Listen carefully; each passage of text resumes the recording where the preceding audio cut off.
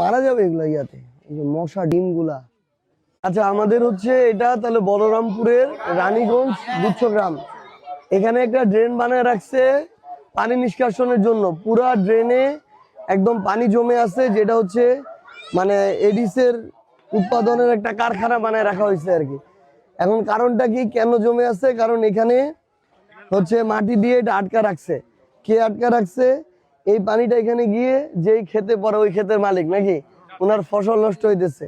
এই যে এটা হচ্ছে ব্যক্তিগত জমি, ওনারা আটকে রাখছে কারণ ওনাদের ব্যক্তিগত জমিতে ফসলের ক্ষতি হইতেছে। ব্রিজ বানায় রাখছে, দুই পাশে রাস্তা নাই, এরকম হয়েছে আর কি। ড্রেন বানায় রাখছে, পানি যাওয়ার জায়গা নেই। এটা আমি আজকে প্রশাসনের সাথে কথা বলতেছি, আমি ইউএনও সাহেবের সাথে আজকে কথা বলি, দেখি এটা কি করা যায়। মারা যাবে এগুলা ইয়াতে, এই যে মশার ডিম গুলা। জি আপা, আসসালামু আলাইকুম।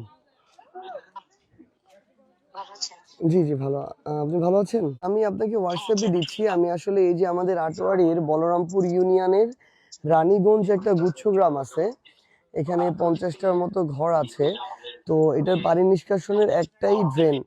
তো এখন একটা খুবই দুঃখজনক বিষয় হইলো, ড্রেনের পানিটা যেখানে পড়ে ওইটা একজনের ব্যক্তিগত জমি। তো উনি ড্রেনের মুখে ওই মানে আটকায় রাখছে আর কি, বস্তা দিয়ে মাটি দিয়ে ড্রেনের মুখ আটকে রাখছে। তো এই ড্রেনটা মোটামুটি ধরেন আপা 200 মিটার লম্বা হবে। পুরো ড্রেনে হাঁটু পরিমাণ পানি জমে আছে। এবং আমি তো জুওলজি পড়ছি, এখানে লক্ষ লক্ষ মশার ডিম আছে। তো এই মানুষগুলো ডেঙ্গুতে মারা যাবে সবগুলা, মানে এরকম একটা অবস্থা। তো এইটুকুই বলা আর কি, মানে ওই যে লোকের জমিতে গিয়ে এটা পড়ে, ওইখানে যদি একটা গর্তও করে দেয়া যায়, প্রয়োজনে এখানকার মানুষের আগে কিছু ক্ষতিপূরণও দিবে, যেটুকু ওইটুকু থেকে উনি ফসল পাইতো।